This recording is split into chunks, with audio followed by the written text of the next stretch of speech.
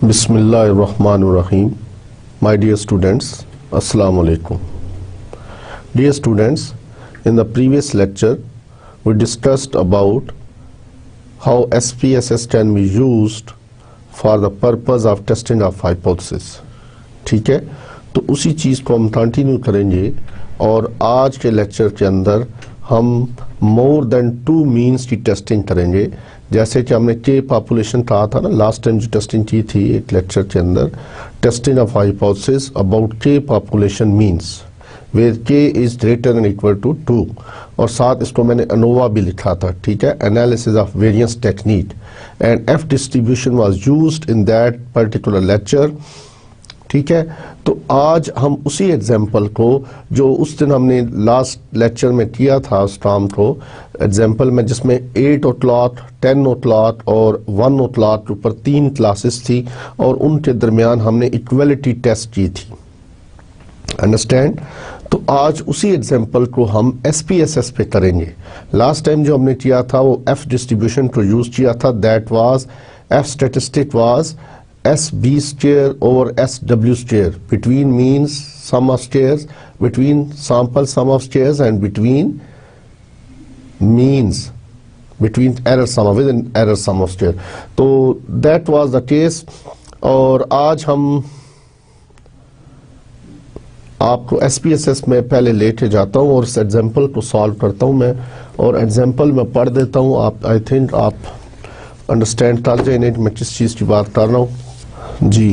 Example थी the 3 students in class 3 classes in an elementary statistics course obtained the total scores in their table as follows। ठीक है, total scores as in the table। तो 8 ओटलॉट में 10 ओटलॉट और 2 ओटलॉट, तो ये था 121 से लेकर 122 तक वैल्यूज हैं डिफरेंट, 97 से 154 तक वैल्यूज थी, एंड 2 ओटलॉट में थी 134 से 162 तक। तो ये ऑलरेडी एग्जांपल हम कर चुके हैं। आज हम आपको तरीका बताएंगे कि SPSS पे अगर इसको सॉल्व करना पड़े तो कैसे करेंगे। और क्वेश्चन था, is there a significant difference in the scores received by the students meeting at the different times of the day. ठीक है, is there a significant difference between the means of scores, ठीक है, received by the students meeting at different times, और state completely the hypothesis. तो वो already हम we know that कि hypothesis में क्या बनेगा, H0 μ1 is equal to μ2 is equal to μ3 because we have k is equal to 3। ठीक है, k की वैल्यू क्या है, 3 है, तो इसीलिए μ1 μ2 μ2 और μ3, तो 3 ये जाएंगे केसेस।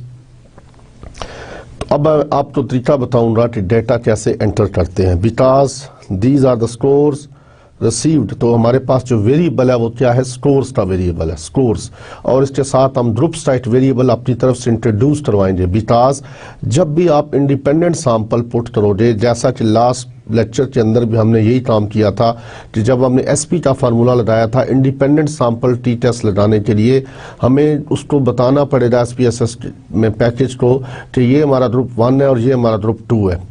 लेकिन पेयर टी टेस्ट के अंदर जो पेयर ऑफ ऑब्जर्वेशन एंटर करनी होती है उसमें कोई 1 और 2 से नहीं बताते, हम जस्ट 2 अलग-अलग कॉलम्स में डाटा को एंटर करेंगे।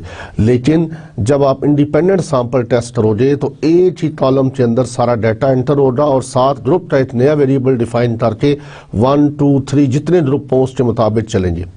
अंडरस्टैंड? तो इसमें देखें कि पहले मैं SPSS ओपन कर रहा हूँ अब आपके सामने।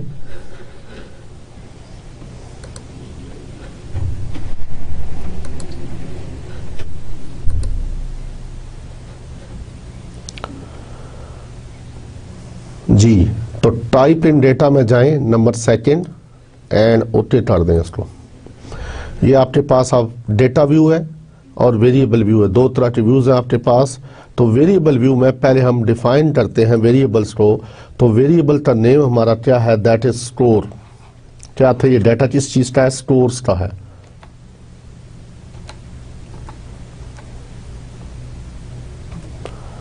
ठीक है जी,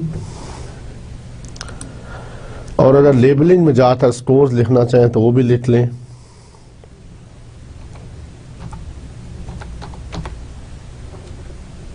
जी, तो जैसा कि मैंने पहले कहा, एक नया वेरिएबल आपको खुद डिफाइन करना पड़ेगा, that we call it as a group.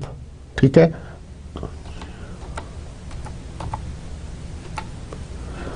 तो दो वेरिएबल आपने डिफाइन किए, चाहे डाटा 5 पॉपुलेशंस हो, 10 पॉपुलेशंस हो, वेरिएबल एक होगा और दूसरा जो आप वेरिएबल डिफाइन करेंगे वो ग्रुपिंग वेरिएबल होगा। ठीक है, अब आप डाटा व्यू में जाएं तो पहला जो स्टोर्स हैं वो 121 से शुरू हो रहे हैं जी, 121, 117, 145, फिर 108,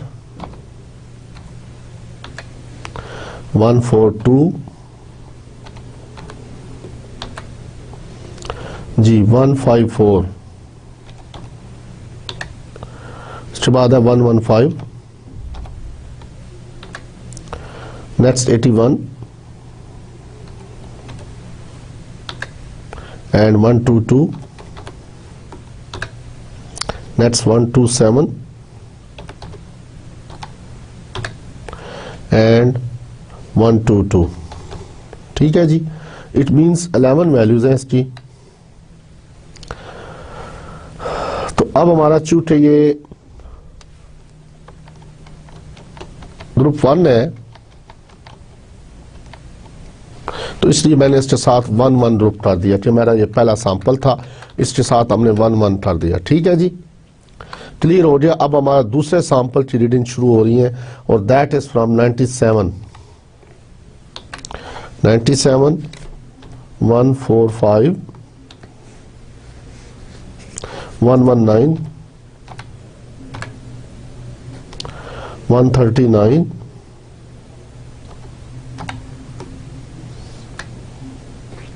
143 and 133, that's 145, 149 जी, उसके बाद 107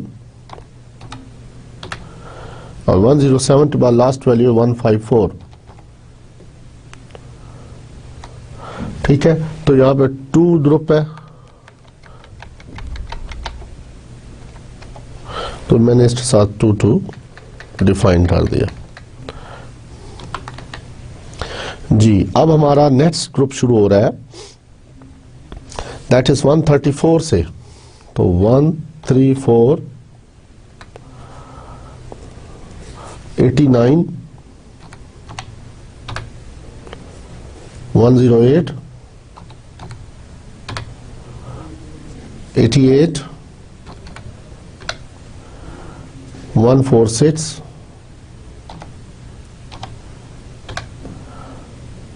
153, 130, 144 and 125। नेक्स्ट है 111, उसके बाद 87 and next 162। तो ये टोटल 32 वैल्यूज है। सैंपल कैपिटल एन जिसको हम कहते हैं, या सम ऑफ एन जो है, सम ऑफ एन आई, तो ये थर्ड ग्रुप था।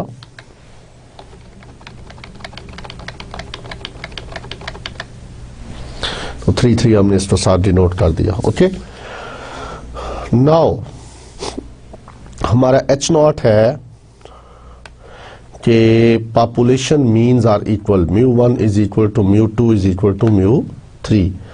तो कैसे करेंगे, एनालाइज में जाएं, एनालाइज और कंपेयर मीन्स में आए। ठीक है, और ये यहाँ पे देखिए पेयर टी टेस्ट नीचे, ये 1 सैंपल 1 वे अनोवा, इसको आप क्लिक करें, 1 वे अनोवा। तो अब आपसे पूछ रहा है कि आपके डिपेंडेंट लेक्चर कौन से हैं, तो आप इसको हाईलाइट करें, इसमें ग्रुप तो लेके जाएं इस तरफ। ठीक है, और इसका कोई ताल्लुक नहीं है। पोस्ट हार्ट इसको मैं भी आपको एक्सप्लेन नहीं करना चाहता, उठे कर दे। तो वन वे नोवा का ये आपके सामने टेबल बन के आ जाएगा। तो आपने देखा कि इसमें पी वैल्यू भी आ गई और एफ की वैल्यू क्या आई 0.483 और 2 degrees of between groups with in groups. ये एक्चुअली ये जो है ना ये मीन स्टेयर, ये आपका एस बी स्टेयर है। एस बी स्टेयर क्या था 244.29, आप उस एग्जाम्पल में भी शायद चेक कर सकते हैं एस बी स्टेयर की वैल्यू क्या थी और एस डब्ल्यू स्टेयर की वैल्यू क्या थी, small S W within groups या within samples, within groups और विद इन सैंपल्स। ठीक है, तो ये ग्रुप्स की जब आप टाइम्स भी लिख सकते थे तो वहाँ पे जो यूनिट दी हुई है वो टाइम दी हुई है 8 o'clock। ठीक है, उसके बाद क्या था 10 o'clock और नेक्स्ट क्या था 2 o'clock। तो ये अनोवा बन गया। अब आप देखिए इस अनोवा के अंदर यहाँ पर हमने हाइपोथेसिस क्या किया, हमारा hypothesis because the P value is 0.622 which is greater then 0.05। Alpha की वैल्यू अगर 5% लें तब भी उससे बड़ी है। अगर आप सपोज अल्फा की वैल्यू 10% लेते हो यानी alpha is equal to 0.10 not 0.01। ठीक है, 0.10 लें तब भी हाइपोथेसिस क्या होता है, एक्सेप्ट होता है। यानी अल्फा की अगर आप वैल्यू 0.622 लेंगे तब जाकर ये हाइपोथेसिस क्या होगा, उस वक्त तक एक्सेप्ट होगा। अगर आप 0.7 लेते हैं जो कि मुमकिन ही नहीं है, ठीक है 0.7, ठीक है ना, तो तब जाके हाइपोथेसिस रिजेक्ट होता है। लेकिन इसकी पी वैल्यू बहुत बड़ी है, नजर आ रहा है 0.622, तो always hypothesis is accepted, H0 is accepted here। तो ये था हमारा वन वे अनोवा, जिसका तरीका मैंने आपको बताया कि अगर आपको मोर देन 2 मीन्स टेस्ट करने हो तो इसके जरिए आप टेस्ट कर सकते हो। ठीक है, I think you might have understand this. अब हम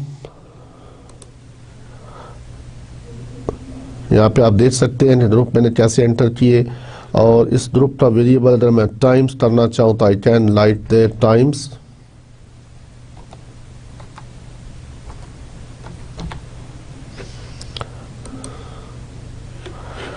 अब जरा दोबारा इसको देखिए, डाटा व्यू में जाता है टाइम्स में और analyse compare means one way नोवा।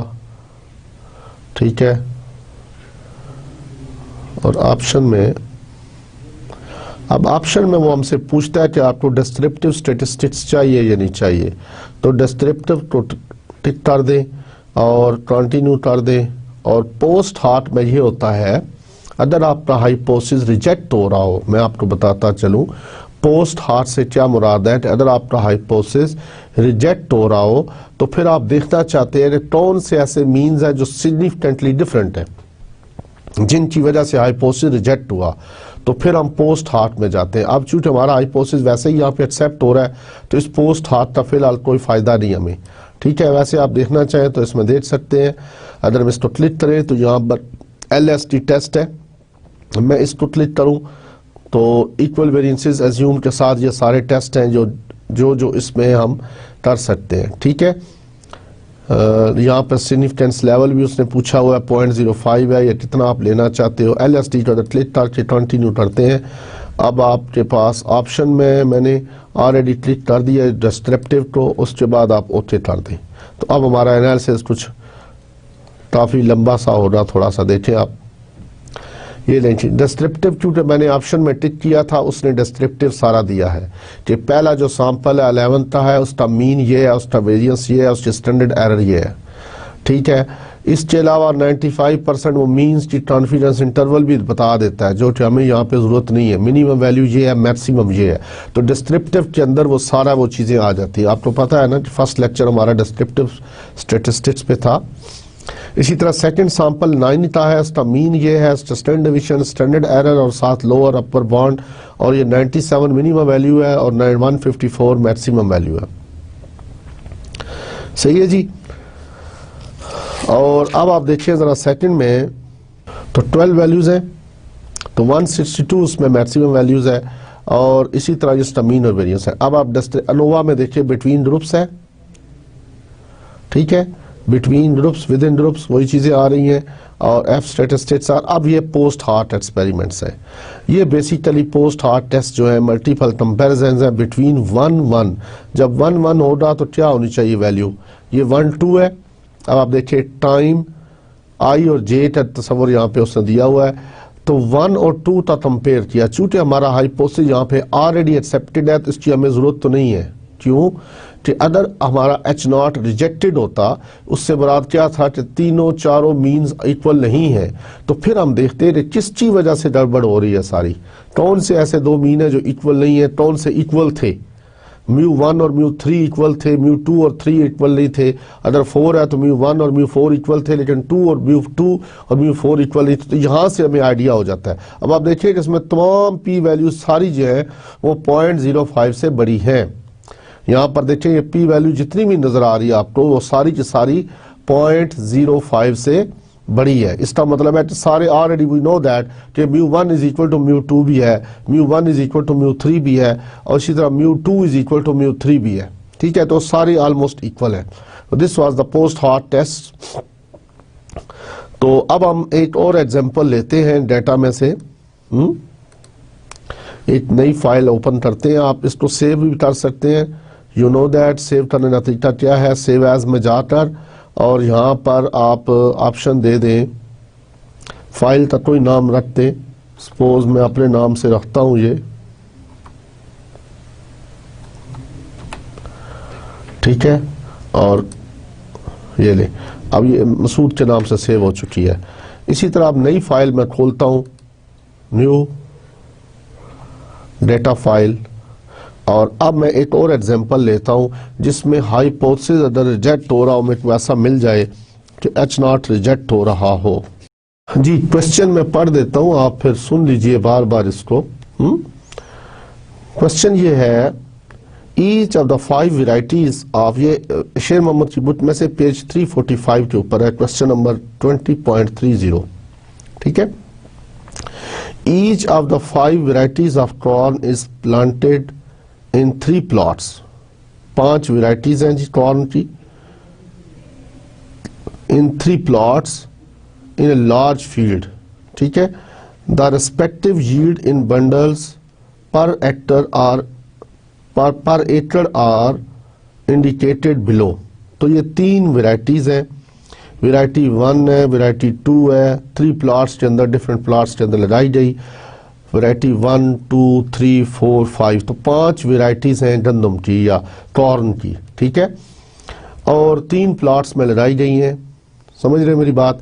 तो हमारे पास यानी कि डाटा जो है वो वेरिएबल 1 जो है बेसिकली सैंपल साइज 1 वो भी 3 का है, सैंपल साइज 2 भी 3 का है, सैंपल साइज 3 भी 3 का है, एंड 4 एंड 5। तो बेसिकली ये 5 वेराइटीज हैं। हमने देखना क्या है, test whether the differences among the averages, differences among the averages yields are statistically significant। क्या इनकी जो yield है वो significant है, different है। बात समझ में आ रही है कि 5 वेराइटीज हैं गंदम कॉर्न की, और उनको हमने देखना है कि उनकी जो yield है वो क्या सेम है या डिफरेंट है। ठीक है, 5 वेराइटीज हैं कॉर्न की।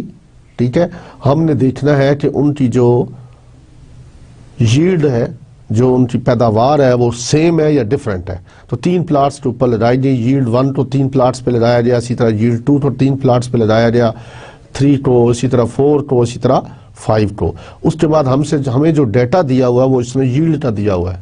मसलन वैरायटी 1 के जो तीनों प्लाट उसके यील्ड का डाटा है जब 46.2 है, दूसरे प्लाट में जो डाटा है वो 51.9 है, तीसरे प्लाट में जो डाटा आया वो 48.7 है। इसी तरह वैरायटी 2 का डाटा जो है 49.2 है, उसके बाद 58.6 एंड 57.4।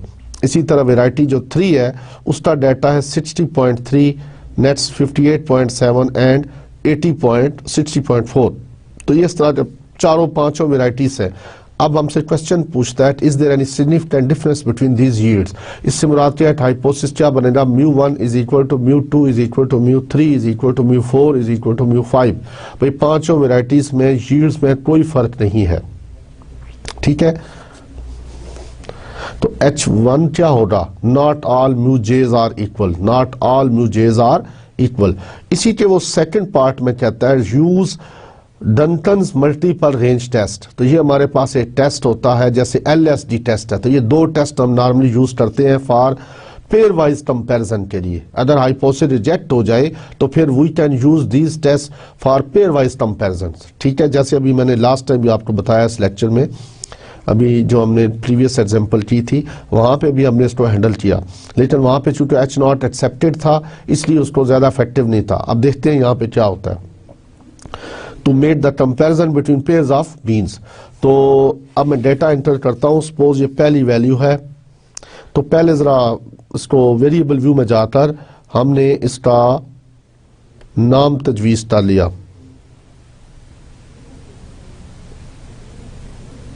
तो यील्ड है जी, यील्ड का डाटा है।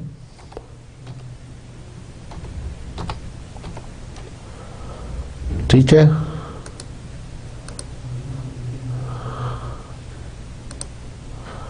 तो इसका भी यील्ड लिख दें।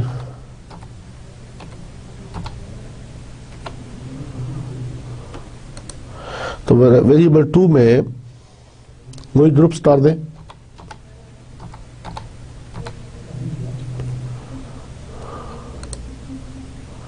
ठीक है, तो डेसिमल के बाद बेशक इसको 0 कर दें, क्योंकि हमने ग्रुप जो डिफाइन करना है 1 2 3 4 5 करना है। ठीक है, हमें इससे कोई लेना देना नहीं है। और इसमें भी आप चाहें तो कम कर सकते हैं। इसमें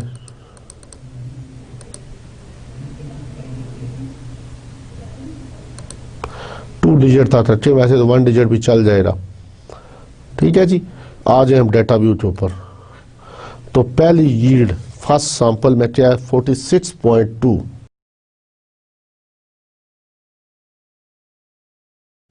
जी, नेक्स्ट वैल्यू क्या है 51.9। जी, उसके बाद वैल्यू है 48.7।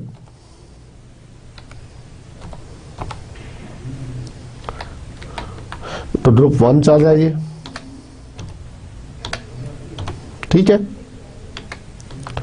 अब ग्रुप 2 वैरायटी 1 के खत्म हो रहे, 3 प्लॉट्स ही आ गए। ठीक है, अब वैरायटी 2 शुरू होने लगी है। तो 49.2,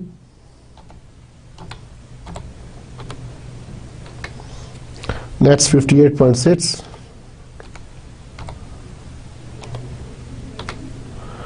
जी उसके बाद है 57.4।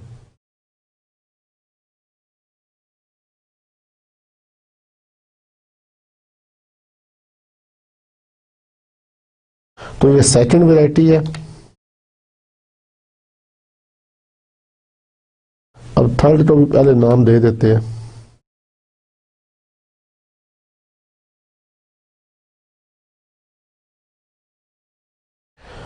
थर्ड में क्या वैल्यू है 60.3।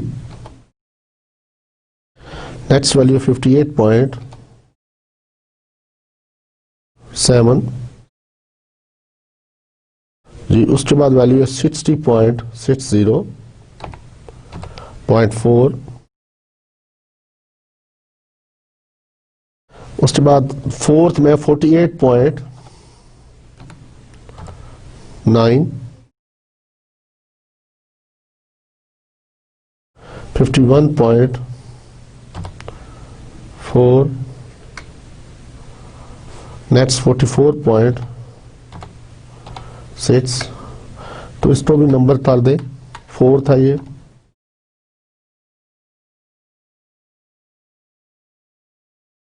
जी, उसके बाद जी वैल्यू है फिफ्थ जो है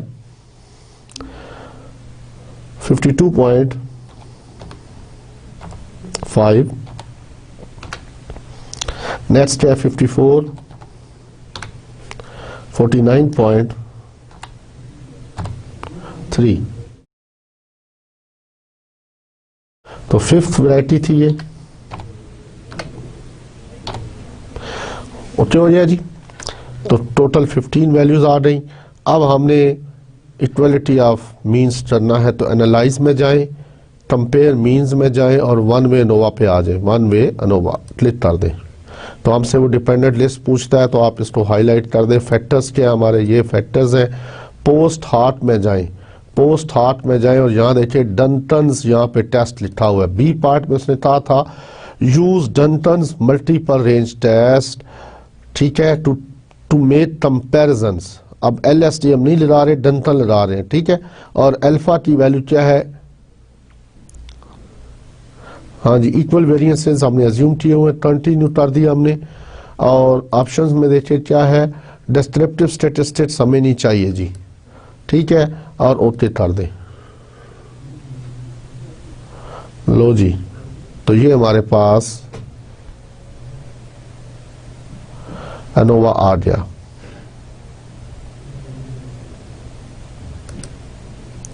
यहां से ऑनवर्ड तो पहले जो टेस्ट का था रिजल्ट्स वो भी साथ आ रहे हैं। अब आप देखिए कि बिटवीन अनोवा जो है एफ की वैल्यू क्या आ रही है, दैट इज 6.394, 6.394, और पी वैल्यू क्या आ रही है 0.008। मैंने आपको बताया था कि ये सिग्निफिकेंस वैल्यू पी वैल्यू है। अगर ये अल्फा से बड़ी होती, अल्फा से बड़ी होती तो हाइपोथेसिस क्या हो जाता, पी वैल्यू बड़ी हो तो क्या होता है, एक्सेप्ट हो जाता है। अगर पी वैल्यू छोटी हो, अल्फा के बराबर हो या अल्फा से छोटी हो तो हाइपोथेसिस रिजेक्ट हो जाता है। अब आपका हाइपोथेसिस रिजेक्ट हो चुका है। इससे मुराद क्या है कि तीनों या पांचों वैरायटी की जो यील्ड्स हैं वो इक्वल नहीं है। नाउ अगर नहीं इक्वल, इसका मतलब क्या है कि μ1 is not equal to μ2 is not equal to μ3 is not equal to μ4 is not equal to μ5। तो पांचों जो है वो इक्वल नहीं है। अब हम पोस्ट हार्ट जो कंपैरिजन में देखेंगे कि किन की वजह से गड़बड़ हो रही है सारी, तो जरा देखें, चेक करें इसमें आकर जी।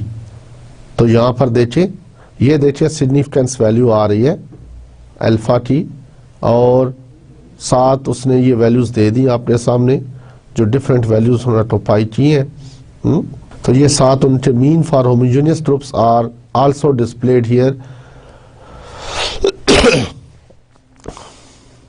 अब चूंकि उसने डंटन्स मल्टीपल टेस्ट कहा था तो 1 के लिए उसने जो थी 1 और उसके लिए निकाल दी, तो पी वैल्यू की वैल्यू 0.2 आई, और 1 और 3 में। तो आई थिंक मुझे तो ज़्यादा जो अच्छा लगता है वो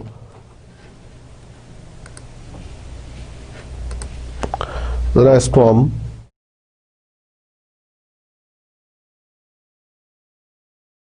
पोस्ट हार्ट में LSD लगा के देखते हैं। डंटन से फिलहाल रहने दे जरा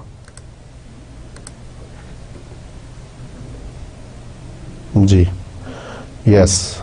अब आप देखिए जरा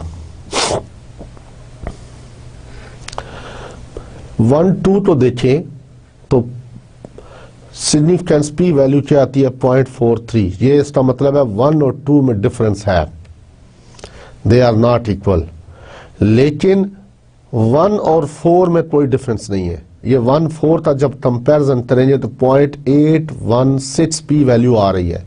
इसी तरह 1 और 5 में कोई डिफरेंस नहीं है, ठीक है। अब आप 4, 5 देखिए, इनमें क्या डिफरेंस है 4, 5, 4, 5, तो 4, 5 में भी कोई डिफरेंस नहीं है जी। इसी तरह 5, 4 का भी वही होगा, और 5, 1 का भी वही आ रहा है, 5, 2 का भी वही आ रहा है। तो डिफरेंस जो आ रहा है वो 5, 3 का आ रहा है। इसी तरह 2, 3 का कोई डिफरेंस नहीं है, और 2, 4 का डिफरेंस है। तो 2, 1 का डिफरेंस है, यानी μ1 और μ2 जो है वो इक्वल नहीं है। इसी तरह μ2 और μ4 आर नॉट इक्वल। इसी तरह हम देखना चाहें तो μ3 और μ1 are not equal, μ3 and μ1 are not equal. और इसी तरह आप देखना चाहें तो μ3 एंड μ4 आर नॉट इक्वल। तो ये पेयर वाइज कंपैरिजन है, these are pairwise comparison, multiple comparison का नाम दिया गया बेसिकली इसको, ठीक है। तो हर एक का हमने अलहदा अलहदा 2-2 का करके देख लिया, ठीक है। कि आया अब एक तो हमने ओवरऑल इफेक्ट देखा है ना सारा कंप्लीट, कि जी हमें वो हाइपोथेसिस रिजेक्ट हो गया, नहीं जी ये सारे इक्वल नहीं है।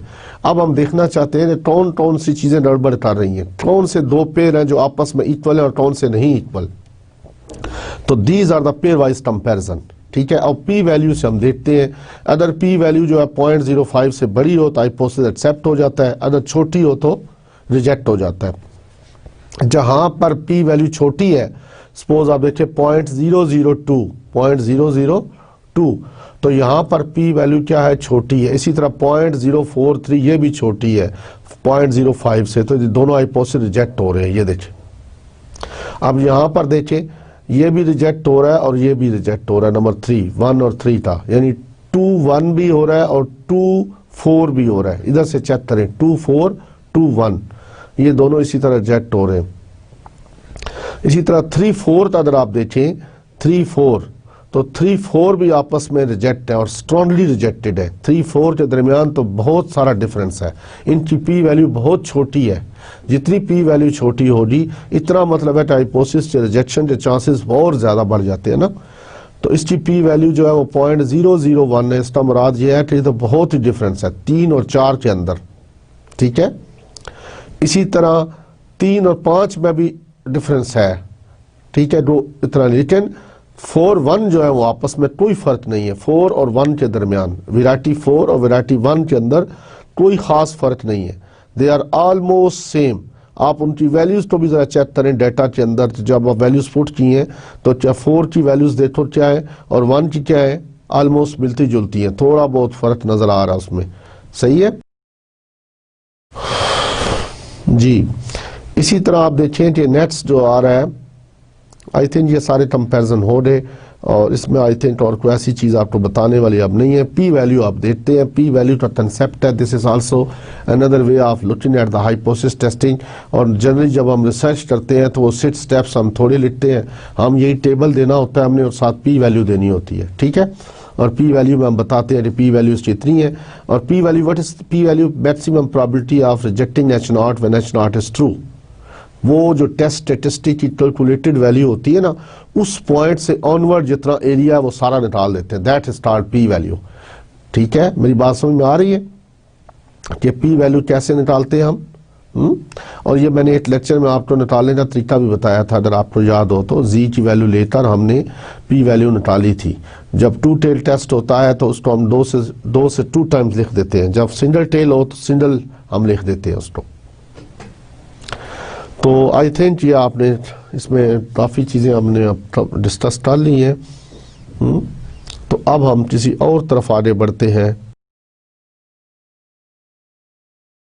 तो डियर स्टूडेंट्स, अब तक जितना हमने डेटा हैंडल किया है ये सारा नॉर्मल डिस्ट्रीब्यूशन में से लिया गया, ठीक है। It's the parent distribution was normally distributed, ठीक है। अगर डिस्ट्रीब्यूशन नॉर्मल ना हो तो we can't use t test for pair t test observations के लिए, इंडिपेंडेंट सैंपल टी टेस्ट के लिए। इसी तरह अनोवा जो है हम यूज कर रहे हैं वो हम यूज नहीं कर सकते, ठीक है। यानी कोई भी डाटा जितना हमने अब तक काम किया है वो तमाम का तमाम इस अजम्पशन पर था कि पॉपुलेशन जिसमें से सैंपल ड्रा किए गए दैट इज नॉर्मली डिस्ट्रीब्यूटेड। अब हम उस डाटा को कुछ आपको सिर्फ SPSS पे बताएंगे। दो कि मैं इसका डिटेल में जाऊं तो ये हमारा 100 मार्क्स का पेपर होता है नॉन पैरामीट्रिक टेस्ट के ऊपर। हम उसकी डिटेल में नहीं जाएंगे, लेकिन आपको सिंपली बता देंगे कि ये टेस्ट हम इस तरीके से भी कर सकते थे। सपोज अब ये नॉन पैरामीट्रिक का कंसेप्ट क्या है कि जब डिस्ट्रीब्यूशन जो है वो नॉर्मेलिटी को फॉलो ना करे, नॉर्मल ना हो, तो फिर हम टी टेस्ट जी टेस्ट ये नहीं यूज कर सकते। We can't use them. खास करके पेयर टी टेस्ट जो है वो हम यूज नहीं कर सकते। आपने देखा होगा कि अब तक हमने जितने क्वेश्चंस भी सॉल्व किए हैं उसमें ऑलमोस्ट दिया होता है assume that the populations are normally distributed. बात समझ में आ रही है? लेकिन सिंपल एक जी टेस्ट में हमने कहा था वहां पर अगर सैंपल साइज ग्रेटर देन 30 हो, sample size n is greater than 30 और पॉपुलेशन स्टैंडर्ड डिवीजन अननोन हो तो we can use z test because the sample size is large. तो बेसिकली उस कंसेप्ट के अंदर एक थ्योरम है जिसको हम बोलते हैं सेंटर लिमिट थ्योरम, उसकी एप्लीकेशन है। तो सेंटर लिमिट थ्योरम की वजह से वो हम हाइपोथेसिस टेस्टिंग करते हैं। चूंकि सैम्पलिंग डिस्ट्रीब्यूशन ऑफ H बार जो है वो नॉर्मेलिटी को फॉलो करती है, चाहे उसकी पॉपुलेशन जिसमें से वो डाटा लिया गया हो नॉर्मल हो या ना हो। तो जी टेस्ट के अंदर सिर्फ एक हम यूज कर सकते हैं। इसके अलावा टी टेस्ट जितने भी हमने किए हैं, चाहे रिग्रेशन में किया है, चाहे हमने नोवा में यूज किया, एफ स्टेटिस्टिक यूज किया है, इसके अलावा हमने टी में paired independent sample test use किया, एसपी का फार्मूला लगाया। इसके अलावा आपने पेयर टी टेस्ट में एक्स बार और -0 और एस डी ओवर √n वो टी टेस्ट लगाया। ये सारे टेस्ट उसी वक्त एप्लीकेबल हैं जब पेरेंट पॉपुलेशन जो हो वो नॉर्मली डिस्ट्रीब्यूटेड हो। समझ आ रही बात? सपोज अब अगर आपकी पेरेंट पॉपुलेशन नॉर्मली डिस्ट्रीब्यूटेड नहीं है तो फिर हम ये टेस्ट नहीं यूज करते, तो हम किस तरफ जाते हैं? We went towards the non parametric tests.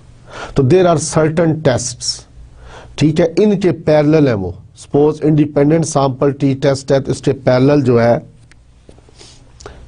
इसके पैरेलल एक नॉन पैरामीट्रिक टेस्ट भी होगा। इसी तरह पेयर टी टेस्ट है तो उसके पैरेलल एक नॉन पैरामीट्रिक टेस्ट मौजूद है। अनोवा है, अगर इसकी अजम्पशंस फुलफिल नहीं होती, पॉपुलेशन जिनमें से सैंपल ड्रॉ किए गए और नॉर्मली डिस्ट्रीब्यूटेड नहीं है, तो इसके अगेंस्ट भी एक नॉन पैरामीट्रिक टेस्ट मौजूद है। बात समझ में आ रही है?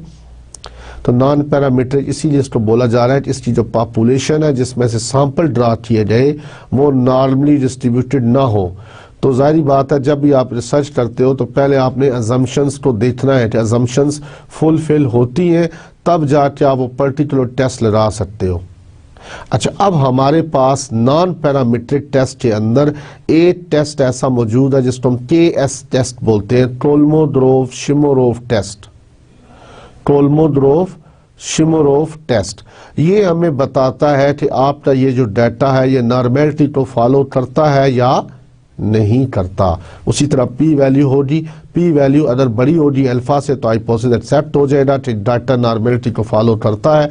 अगर पी वैल्यू छोटी आ गई तो कहेंगे कि डाटा नॉर्मेलिटी को फॉलो नहीं करता। अब मैं आपको जो नेक्स्ट अब करने जा रहा हूं तो नॉन पैरामीट्रिक का थोड़ा सा कंसेप्ट देने जा रहा हूं, ठीक है। तो अब एक डाटा मैं फीड करता हूं, उसको देखते हैं कि ये नॉर्मेलिटी को फॉलो करता है या नहीं। असूलन जब भी हम रिसर्च करेंगे इन दी लॉन्ग रन, जब आप रिसर्च करोगे तो जो भी आपका सैंपल होगा तो उसके ऊपर आप नॉर्मेलिटी टेस्ट लगाओगे। ये जो मैं टेस्ट अभी लगाने जा रहा हूँ we call it is a KS test. 1 sample का भी होता है, 2 सैंपल का भी होता है, ठीक है, नॉन पैरामीट्रिक में जाकर।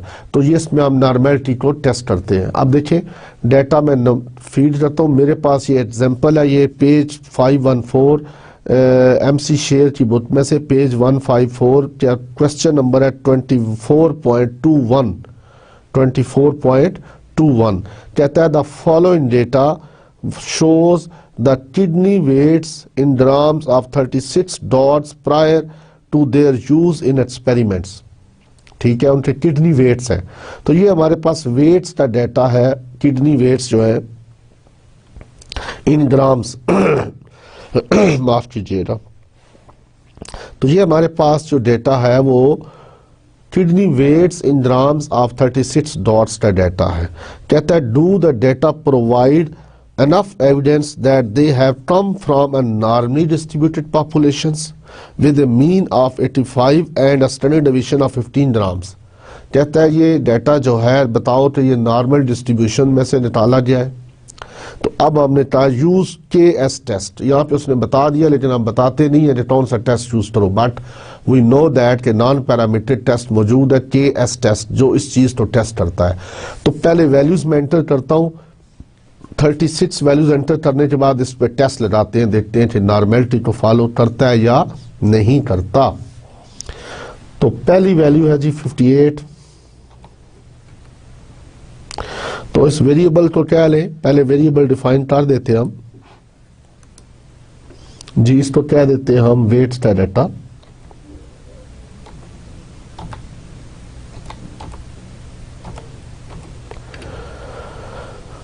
ठीक है, और लेबल में लिख लें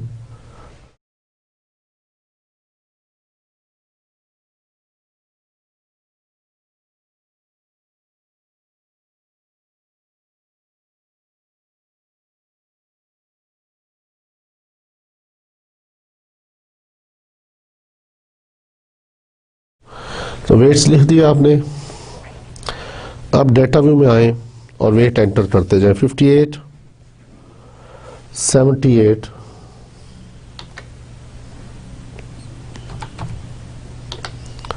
तो मैं रो वाइज एंटर कर रहा हूँ। ये डेटा जो था 84, 90,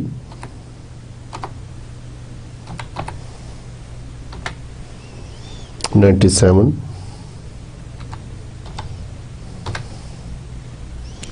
70, 90, 86, next 82,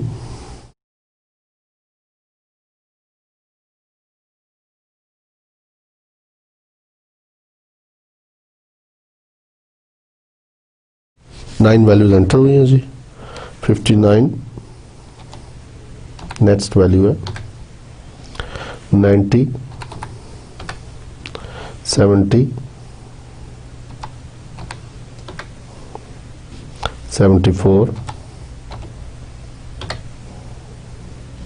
83, फिर 90, 76, 88, 84, 68, 93, 70, 94, 70, 110, उसके बाद 67, 68, उसके बाद 75,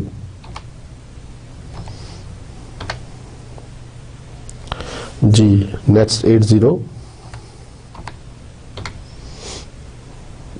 68, 82,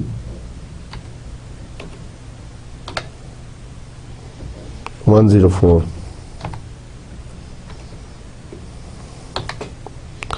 92,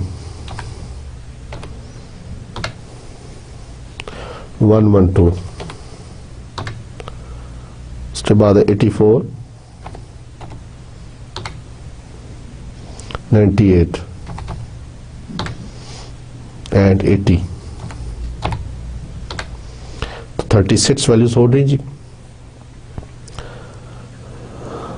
तो these are the weights data 36। अब आप एनालाइज में जाएं और नॉन पैरामीट्रिक में आए। ये देखिए नंबर 7, 8, 9 पर है नॉन पैरामीट्रिक।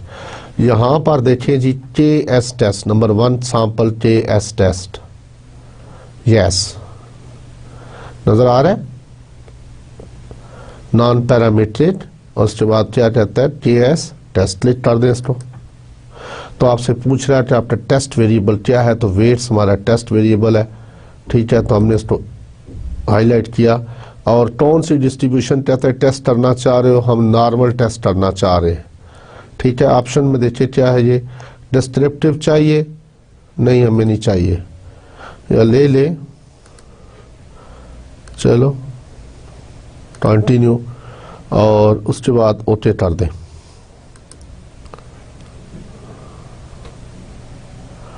जी ये हमारे पास आ गया जी नॉन पैरामीट्रिक टेस्ट।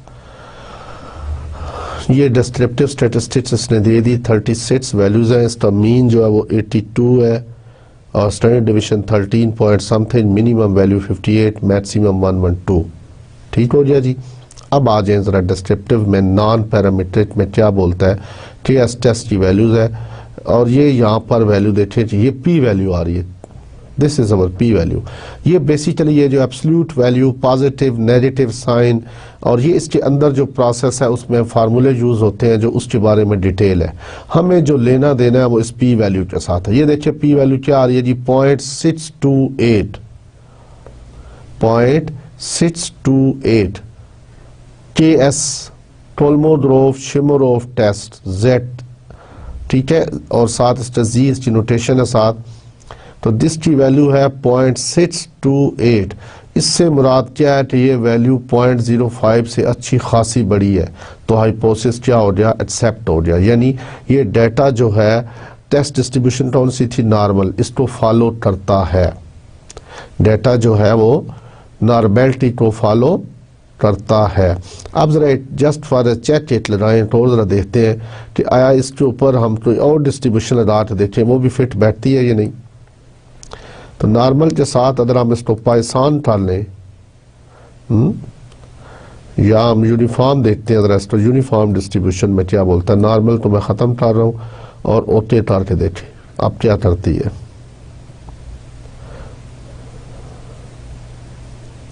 जी, तो ये जो वैल्यू आ रही है 0.3, ये ऑलमोस्ट यूनिफॉर्म को भी फॉलो कर रहा है, ये उस डिस्ट्रीब्यूशन को भी फॉलो करता है।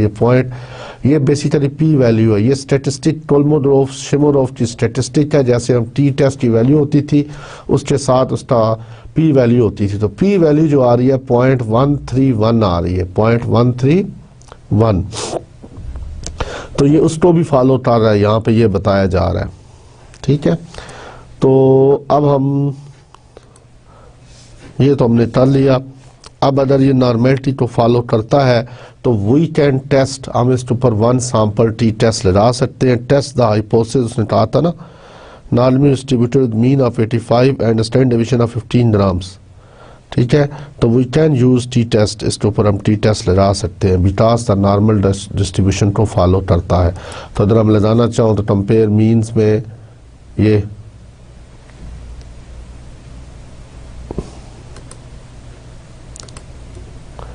और टेस्ट वैल्यू लगा लेंगे 85, ओके कर दें। लो जी, तो ये पी वैल्यू आ गई और टी की वैल्यू माइनस आई। ठीक है, और this is basically 1 sample test. Okay जी,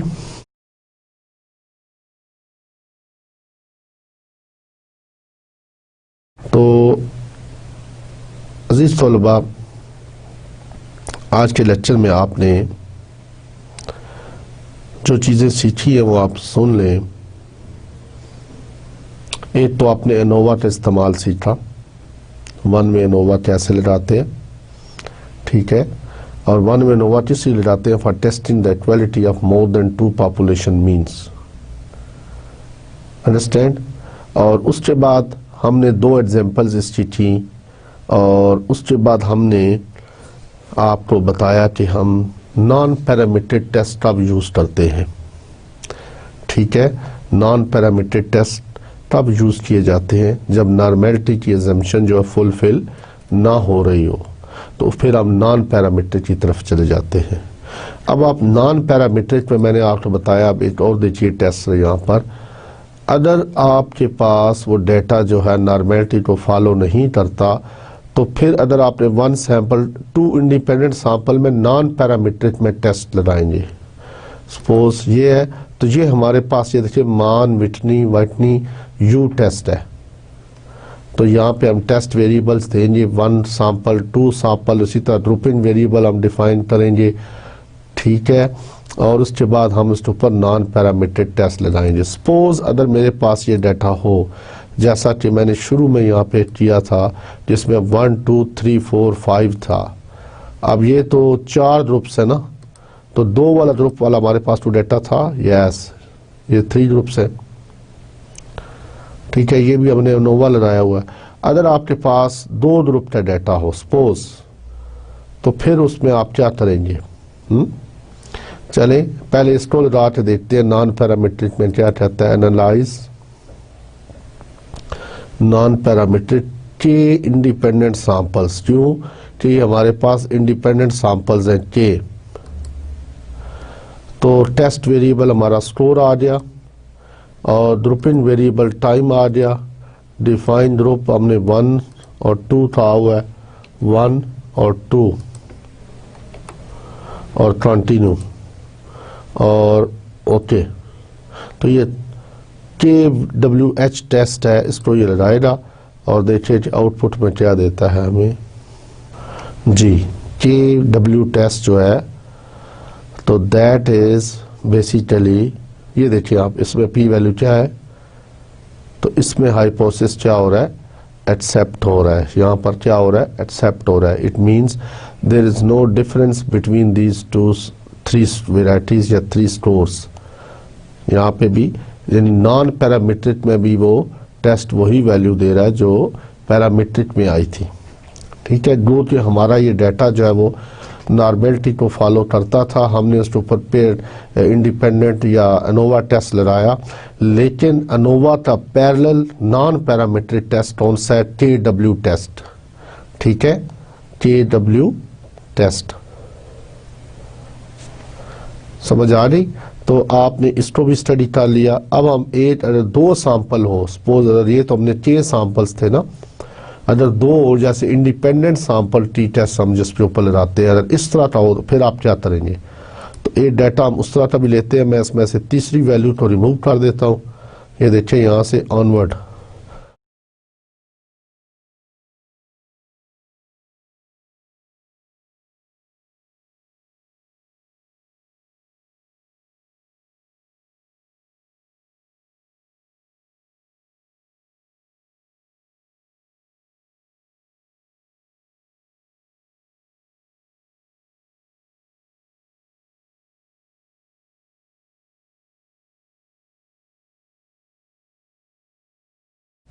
तो अब देखिए जरा analyse non parametric 2 independent samples. तो टेस्ट वेरिएबल स्कोर्स आ गए, टाइम्स में ग्रुपिंग वेरिएबल है, डिफाइंड ग्रुप 1 और 2 और कंटिन्यू। अब देखिए टेस्ट बदल गया, मान वाइटनी यू टेस्ट लग गया फॉर इंडिपेंडेंट सैंपल्स के लिए। तो ये पहला सैंपल 11 का था, दूसरा 9 का था, इसका मीन सम आ गया। और ये देखिए ये मान वाइटनी 2 टेस्ट फॉर 1 टेल के लिए भी दे दी, एग्जैक्ट वैल्यू भी, और साथ ये एसिम्प्टोटिक वैल्यू भी। तो एसिम्प्टोटिक वैल्यू 0.382 है, ये बता रही है कि 1 और 2 में कोई फ़र्क नहीं है, दे आर सेम। तो हाइपोथेसिस यहाँ पे भी एक्सेप्ट हो रहा है। देखिए आप उसने तो टेस्ट लगा देना है ना, चाहे उसको नॉर्मेलिटी तो हम फॉलो कर रहा है, दो कि हम इसको यूज़ नहीं कर सकते, लेकिन जस्ट फॉर एन प्रैक्टिस कि मान में टी टेस्ट, ये this is a parallel test of independent sample, t test के पैरेलल टेस्ट है, मान वाइटनी टेस्ट। ठीक है, इसी तरह KH या KW टेस्ट था, that was parallel to ANOVA. तो सारी बात है, ये जितने टेस्ट हमने पहले पढ़े हुए थे, सारे जितनी थ्योरी हमने पढ़ी हुई है, that were the parametric test, वो सारे क्या कहलाते हैं, पैरामीट्रिक टेस्ट। और ये जो मैंने आज 2-3 एग्जांपल्स आपको किए हैं, ये टेस्ट क्या कहलाते हैं, नॉन पैरामीट्रिक। इसलिए कि जब नॉर्मेलिटी की अजम्पशन फुलफिल ना हो रही हो तो फिर हम यूज करते हैं नॉन पैरामीट्रिक टेस्ट। ठीक है, समझ आ गया। तो इसके साथ ही मैं इस लेक्चर को यहाँ पे अब एंड करता हूँ। अब नेक्स्ट लेक्चर के अंदर हम SPSS को यूज करेंगे और रिग्रेशन प्रॉब्लम्स को सॉल्व करेंगे। ठीक है, जिसमें हमने मॉडल फिटिंग किया था, रिग्रेशन को कैसे फिट किया जाता है, उसके बारे में बात होगी। और उसके बाद उसकी टेस्टिंग के बारे में बात होगी कि बीटा नॉट हैट की टेस्टिंग, इसी तरह बीटा 1 हैट की टेस्टिंग जो है, बीटा 1 की टेस्टिंग, बीटा नॉट की टेस्टिंग, उसके बारे में बात होगी। ठीक है, बीटा नॉट हैट जो है वो तो उसका एस्टिमेटर है ना, beta 1 hat is estimator of beta 1। ठीक है, तो अगर हमारा मॉडल था y is equal to beta not plus beta 1 x, या इसको मैंने बाद में कर दिया था y is equal to alpha plus beta x। तो अल्फा का एस्टिमेटर स्मॉल a है और बीटा का एस्टिमेटर क्या था, b, स्मॉल b। तो इसको हम नेक्स्ट इंशाल्लाह लेक्चर में सॉल्व करने की कोशिश करेंगे, जिसमें हम कोई रिग्रेशन प्रॉब्लम लेंगे, उस रिग्रेशन प्रॉब्लम को हम सॉल्व करेंगे और आपको बताएंगे कि SPSS पे उसको कैसे सॉल्व किया जाता है। तो इसके साथ ही मैं आपसे इजाज़त चाहता हूँ। गुड लक एंड अल्लाह हाफिज़।